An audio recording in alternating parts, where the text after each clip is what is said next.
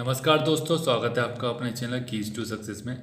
जैसा कि आप लोग थंबनेल देख रहे हैं, अपन एमपीपीएससी मुख्य परीक्षा के सॉल्व पेपर है उसको देखेंगे 2014 से लेकर के 2018 तक के। पेपर 5 जो हिंदी का होता है उसके लिए ऑलरेडी डिस्कशन किया जा चुका है, जो कि मुकेश माहेश्वरी की बुक आती है। इसमें भी अपन मुकेश माहेश्वरी जी के जो तृतीय पेपर आता है उसका देखेंगे। एक पेपर को डिस्कस करेंगे कि इन्होंने कैसे क्या बताया है, क्या इस तरीके से इन्होंने जो बताया है उसी तरीके से अपन एग्ज़ाम में लिख सकते हैं क्या। तो वो सब आपको बुक देख करके पता चलेगा, ठीक है। और अभी तक जितनी भी बुक आई है सॉल्व पेपर को लेकर के, उससे सभी बुक में सबसे बेस्ट है ये। और ऐसा क्यों कहा जा रहा है आपको जल्दी पता चल जाएगा, ठीक है। तो चलिए आज का वीडियो शुरू करते हैं। तो इनके जितने भी बुकलेट आते हैं वो सभी बुक का कम से कम रिव्यू देखेंगे अपन, जितनी अपन को अवेलेबल हो पाए उतनी देखेंगे। ये द्वितीय प्रश्न पत्र 2018 का राज्य व्यवस्था पॉलिटी का पेपर है। इसके क्वेश्चन देखिए और समझने की कोशिश कीजिए कि क्वेश्चन में क्या पूछा गया। जैसे भारत के संविधान का प्रारूप किसके द्वारा तैयार किया गया था पूछा गया, तो 1 2 3 3 पॉइंट बता दिए। ऐसा अन्य बुकों में नहीं मिलता है, ठीक है। जितने भी सॉल्व पेपर के नाम से बुक आती है उसमें आपको इन्होंने काफ़ी अच्छे से समझने की कोशिश की है कि भाई फॉर्मेट क्या होता है, प्रेजेंटेशन क्या होता है। इनको बहुत अच्छी वैल्यू इसकी पता थी, इस वजह से इन्होंने इतना अच्छे से काम करके दिया है। आप इसके 5 मार्क का 11 मार्क का देखेंगे तो आपको समझ में आ जाएगा ऐसा क्यों बोल रहा हूँ मैं। तो प्रारूप समिति के 3 पॉइंट बता दिए। फिर सरदार वल्लभ भाई पटेल संविधान सभा की समिति में अध्यक्ष थे तो उसके बारे में बता दिए इन्होंने, ABC 3 पॉइंट। तो यहाँ से आप देख सकते हैं कि भाई आपको 3 पॉइंट चाहिए होते हैं और 3 पॉइंट यहाँ पे मिल जाते हैं, ठीक है।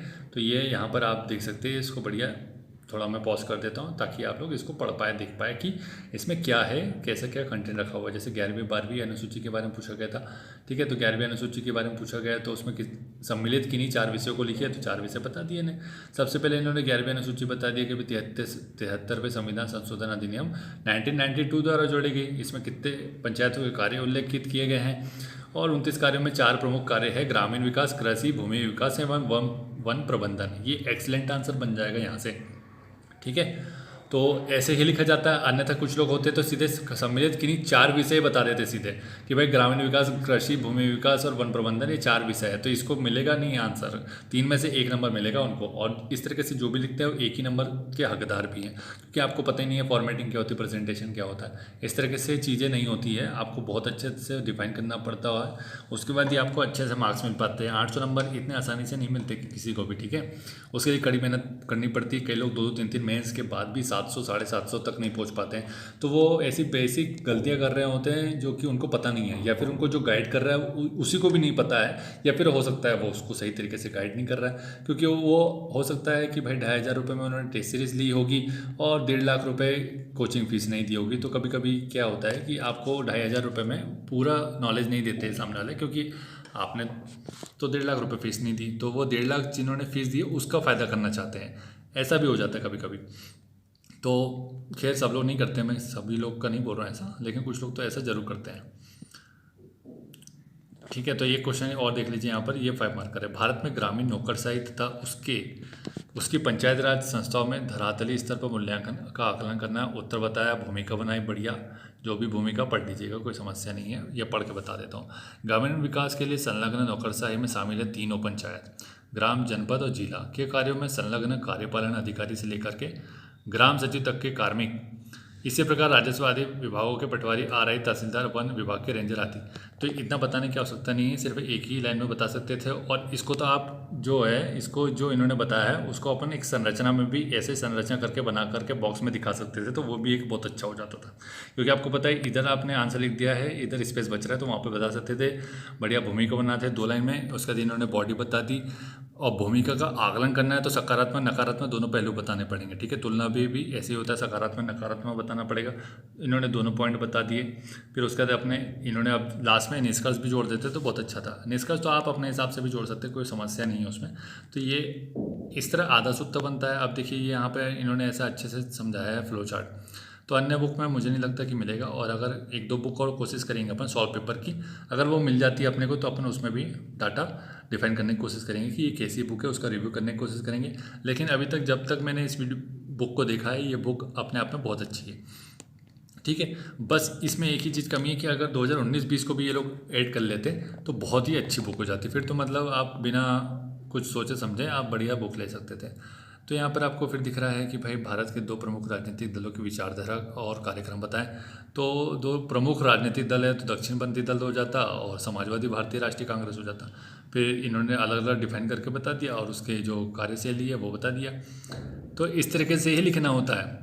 ये इन्होंने बना बनाया आपको दे दिया, कुछ नहीं करना है, ऐसे कॉपी पेस्ट करना है और बढ़िया आंसर बनाइए, उत्तर लिखिए और अपने नोट्स बनाइए। इस तरीके से बना के चलेंगे तो बहुत ही बढ़िया काम हो जाएगा आपका।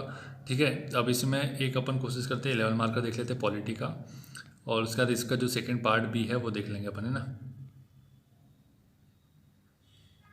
हाँ, ये 11 मार्कर है। ये एक क्वेश्चन है, भारतीय संविधान के अनुसार सर्वोच्च न्यायालय को प्राप्त विभिन्न प्रकार की अधिकारिताओं का विश्लेषण प्रस्तुत करना है। अब सुप्रीम कोर्ट को अधिकारिता जो प्राप्त है उसका विश्लेषण करना है, तो कितनी अधिकारिता है वो सब बतानी पड़ेगी और उनके अनुच्छेद बताने पड़ेंगे, और उनके अनुच्छेद से मतलब उसका उल्लेख कहाँ मिलता है वो भूमिका में बना दीजिए। तो भूमिका इन्होंने बना दी और उसमें बता दिया कि भाई ये से यहाँ के अनुच्छेद में इसका उल्लेख मिलता है, और बढ़िया भूमिका बना दी। फिर उसके बाद ये जो क्षेत्राधिकार लिखे हुए हैं, अब क्षेत्राधिकार जो लिखे हुए हैं, हमारा जो बताने का तरीका है, क्षेत्राधिकार हम लोग यहाँ लिखते, फिर यहाँ से ब्रांचेस निकालते, फिर यहाँ पे बता देते प्रारंभिक, अभिलेखी, अन्य प्रकार के जितने भी हो जाते हैं। ऐसे आपको चार्ट बनाना है, ठीक है, ट्री डायग्राम, ये हो जाएगा आपका प्रेजेंटेशन। ठीक है, अब यहाँ पर आप क्या करते हैं, इसको नीचे और ला करके आप क्या करते हैं, अभी रुक जाइए बताते हैं इसको, कि यहाँ पर नीचे आप इसको बता देते हैं डिफाइन करके कि भाई यहाँ पर इतने आर्टिकल में यहाँ से यहाँ इतना मेंशन है, ये मेंशन है आर्टिकल। तो ये हो गया प्रेजेंटेशन का तरीका, ये आपको बताना है पहले पेज में, तो उसको जनरल आइडिया हो जाएगा कि अंदर इसमें कंटेंट किसके बारे में लिखा हुआ है। तो आधा तो आप यहीं से इंप्रेस कर चुके हैं। जब उसको फिर भूमिका और बॉडी में 2-4 पॉइंट अच्छे दिखेंगे तो ऑलरेडी आपको अच्छे मार्क्स दे देगा, कोई समस्या नहीं है उसमें। तो इस तरीके से हम पढ़ाते हैं और इसी तरीके से हम आंसर राइटिंग करवाते हैं। अगर आप नहीं जुड़े हैं अभी तक तो जुड़ जाइए, ठीक है, अभी भी समय है 10 तारीख तक। ठीक है, आज तारीख कितनी होगी, 9 हो गई है, और आपको कल, आज और कल का समय 500 रुपीज़ के हिसाब से देना पड़ेगा, अन्यथा 11 तारीख से 1500 रुपये फीस हो जाएगी। आपको सोचना है करना है या नहीं करना है। द्वितीय प्रश्न पत्र देख लेते हैं भाई, सामाजिक विधान, फिर उसमें 3 पॉइंट मिल जाते हैं आपको यहाँ पे देखने को कि भाई 3 पॉइंट बता दिया। उसमें लास्ट में उन्होंने प्रयास जो वर्तमान में सरकार ने किए हैं वो भी बता दिया कि भाई 1961 में दहेज प्रथा विरोधी कानून आया, सती प्रथा का भी उन्मूलन लगभग 1829-30 में कर दिया गया था। ठीक, तो यहाँ पर आप देख सकते हैं कि 3 मार्कर भी लिख दिया गया है। 5 मार्कर देख लेते हैं। अब इसका हेल्थ वाला टॉपिक है ये, ठीक है, तो इसका 5 मार्कर देखते हैं आप, फिर पार्ट बी है, ठीक है। तो ये देख लीजिए, यहाँ पर एक ये वाला क्वेश्चन देखते हैं, भारत में व्यावसायिक शिक्षा की क्या आवश्यकता है, स्पष्ट करना है। तो उत्तर बना दिया ने, व्यावसायिक शिक्षा क्या होती है उसका तात्पर्य बता दिया, फिर उसका बढ़िया स्थिति बताना है व्यावसायिक शिक्षा की, इसमें मिसिंग है। तो ये भी हम बताते हैं कि भाई स्थिति मतलब क्या होता है, कि जो आपको पता है की रिपोर्ट आती है अपनी शिक्षा मंत्रालय के द्वारा, जो रिपोर्ट निकाली जाती है आपको पता होगा, उसमें सारी, या फिर इकोनॉमी सर्वे बात कर लीजिए तो उसमें सब डाटा डिफाइन होता है कि यहाँ पर कितने कॉलेजेस विद्यालय और चल रहे हैं और व्यावसायिक शिक्षा की क्या इनरोलमेंट है, क्या स्थिति है, उसके बारे में आता है, वो सब आपको मेंशन करना होगा। फिर स्थिति मेंशन करने के बाद आप बताएंगे कि इसकी आवश्यकता क्या है। तो आवश्यकता में आपको यहाँ फ्लो चार्ट दिखा रहा है और फिर उसकी आवश्यकता बता देंगे।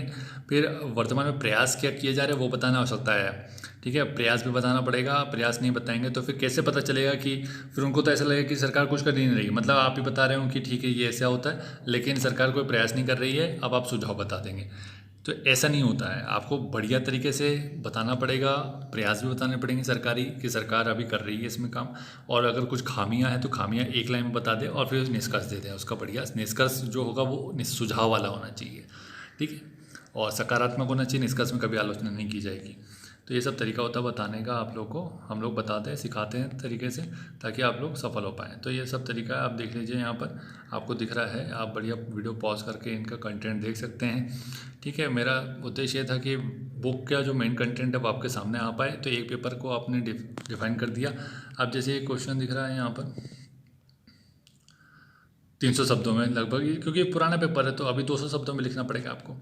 सूचना प्रौद्योगिकी से आपका क्या आशय है, अधिनियम की बात कर रहे हैं 2000 का, और दिए गए प्रमुख प्रावधान बताना है उसके।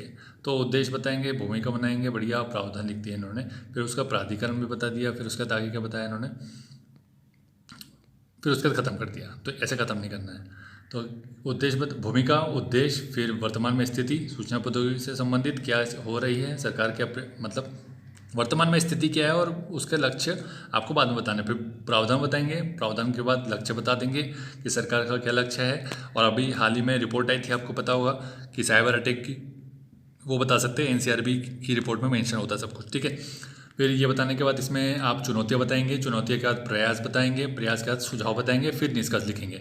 ये आदर्श उत्तर बनता है 11 मार्कर। बाकी तो सभी लोग को बताने का तरीका अलग होता है, फिर भी हमारा जो काम होता है वो ये होता है कि पर्सनली आपको समय दिया जाए और आप में सुधार आए। हम एक एक को कॉल करके मैसेज करके समझाते हैं, ताकि उसमें ऐसा नहीं है कि हमारा उद्देश्य पैसा कमाना है, इसलिए हमने 100 रुपये 500 रुपये फीस रखी। नहीं तो लोगों को तो पता है आपको 8,000 रुपये 10,000 रुपये 5,000 रुपये 3,000 रुपये फीस दे रहे हैं टेस्ट सीरीज़ की, और उसमें भी आपको समय नहीं मिल पाता है। और समय मिल पाता है तो आपको पता है कितनी भीड़ लंबी लाइन लगानी पड़ती है ऑफलाइन सेंटर के ऊपर खड़े होकर के, या फिर आपको ऑनलाइन के लिए फिर आपको कितना वेट करना पड़ता है। इसलिए हम ज़्यादा बच्चे नहीं रखते, सफिशिएंट बच्चे रखते हैं, इतने बच्चे रखते हैं कि हम सभी को समय दे पाए। ठीक है, तो हमारा तरीका बिल्कुल अलग है। तो यहाँ पे आप देख सकते हैं बुक ओवरऑल बहुत अच्छी है, कोई समस्या नहीं है। लेना चाहे तो जरूर ले लीजिएगा। बुक अलग अलग पार्ट में निकाली गई है, मतलब अलग अलग पेपर वाइज निकाली गई, तो अगर पेपर वाइज मिल रही हो तो बिल्कुल ले लीजिएगा। और अगर पूरा बुकलेट साथ में लेना पड़े तो भी कोई दिक्कत नहीं है, ले सकते हैं आप, क्योंकि अन्य बुक जो है 500-600 की आती है, ये भी इतने के आसपास ही आएगी, क्योंकि एक एक जो पेपर है इसका 100-150 का ही है, तो आराम से ले सकते हैं और ले लेना चाहिए मेरे हिसाब से। पेपर 3 का आप इसका कंटेंट देखेंगे तो आप खुश हो जाएंगे कि क्या बढ़िया बुक है, बिल्कुल ले लेना चाहिए। चलिए आज का वीडियो समाप्त करते हैं यहीं पर। वीडियो अच्छा लगा तो वीडियो को लाइक और शेयर कर दीजिएगा अपने दोस्तों के साथ। और अगर आपको ग्रुप में जुड़ना है मेंस आंसर राइटिंग के, 8823 नंबर नोट कर लीजिए या याद कर लीजिए। ठीक है, ये नंबर हमेशा याद करके रखिएगा, आपके बहुत काम आने वाला है। तो मेंस आंसर राइटिंग के संबंध में जो भी बात करनी इसमें की जाएगी। और यदि आप बिगिनर हैं, आपने एमपीपीएससी की तैयारी शुरू की है, आपका प्रीलिम्स भी नहीं निकला है, या फिर प्रीलिम्स की तैयारी आप कर रहे हैं, तो आपके लिए एक सुझाव है भाई, सबसे पहले जुड़िए, मेंस के हिसाब से नोट्स बना लीजिए। नोट्स बना करके रख लेंगे। प्रीलिम्स का तो हम 2 महीने में गारंटी ले लेते हैं कि 2 मिनट में काम। प्रीलिम्स तो हम लोग 2 महीने में अच्छा खासा तैयार करवा देते हैं, इतने सारे पेपर डिस्कस कराते हैं कि आप लोग लगभग उससे कंप्लीट हो जाते हैं।